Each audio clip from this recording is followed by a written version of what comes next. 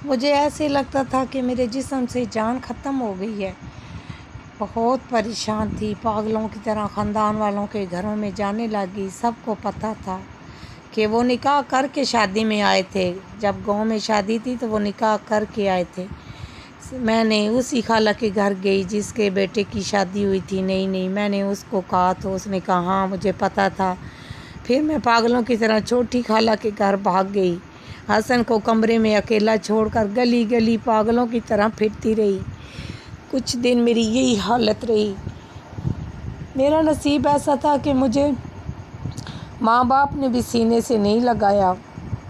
وہ بھی تھک گئے تھے۔ ان کی دوسری بیٹی بھی سمجھ گئے تھے کہ یہ اب واپس ہی آ گئی ہے۔ جب دو بیٹیاں واپس آ جائیں تو بیٹیوں کی عزت ختم ہو جاتی ہے۔ بہرحال امی نے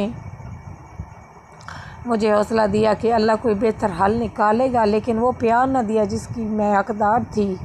میں ٹوٹ کے بکھر گئی تھی۔ مجھے جلیل سے بڑی محبت تھی۔ میں سوچ بھی نہیں سکتی تھی کہ میری زندگی میں یہ بھی دن آئے گا۔ میں بڑی بے وقوف تھی، بچپنا تھا۔ میں سمجھ رہی تھی کہ اس کی ماں نے اس کی زبردستی شادی کرائی ہے، لیکن یہ میری غلط فہمی تھی۔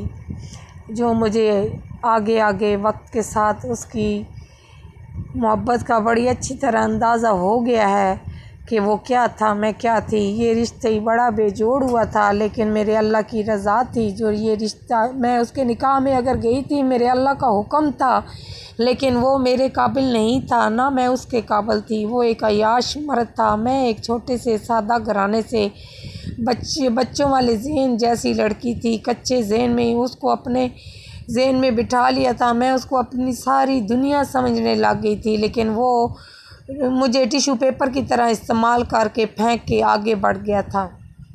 میں نے کہاوتیں سنی ہوئی تھیں جو اب مجھے سمجھ آتی ہیں کہ بیٹی دیتے ہوئے کس طرح سوچ سمجھ کر فیصلے کرنے چاہیے۔ میری امی نے صرف خاندان کے پریشر میں جڑ جائیں، ایک خاندان میں بیٹیوں کو مطلب وہ اپنوں میں دیں غیروں میں دیں، یہ سوچ کر میری زندگی برباد ہوگی۔ بہرحال مجھے اپنی امی سے بھی گلہ نہیں ہے، وہ دنیا سے جا چکی ہیں۔ میں اللہ کی رضا میں راضی ہوں۔ وقت گزرتا گیا۔ دوسرے تیسرے دن جب میری طبیعت بہتر ہوئی تو میں نے ساس کو فون کیا، اس نے تو میرا فون نہیں اٹھایا، اور لیکن میرے جیٹھ نے میرا فون اٹھا لیا۔ میں نے رونے لگ گئی۔ انہوں نے کہا کہ تم رو نہیں، میرا تمہارا وعدہ تھا، میں نے تم سے پیپر سائن کروایا تھا، لیکن یہ ہے کہ میں تمہارا حق تمہیں ضرور دوں گا، تم صبر سے انتظار کرو۔ میں ادھر سے ولیمے شلیمے سے فارغ ہو کر گاؤں آتا ہوں۔ میں ایک دن گننے لگ گئی۔ اسی میں 2-4 ہفتے گزر گئے۔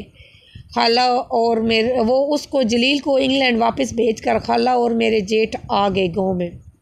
میرے بھائی کو بلایا، اور جو گاؤں والا گھر تھا اس میں سے ایک چھوٹا سا کمرہ اور تھوڑا سا سین اور ایک چھوٹا سا باتھ روم مجھے دیا، باقی اپنے گھر کو تالے لگا لیے، اور مجھے کہا کہ میرے جیٹھ نے ویسے عزت سے مجھے کہا کہ بیٹا آج سے تم میری ذمہ داری ہو، میں جب تک زندہ ہوں میں تمہارے ساتھ ہوں، ہم تھوڑا سا تمہیں مناسب سا خرچہ دیں گے، بل میں خود دوں گا بجلی کا گیس کا، اور اتنا خرچہ دوں گا کہ تمہارا گزارا ہو جائے گا، تم ادھر شفٹ ہو جاؤ، میں تو واپس جا رہا ہوں، یہ گھر کی چابی ہے۔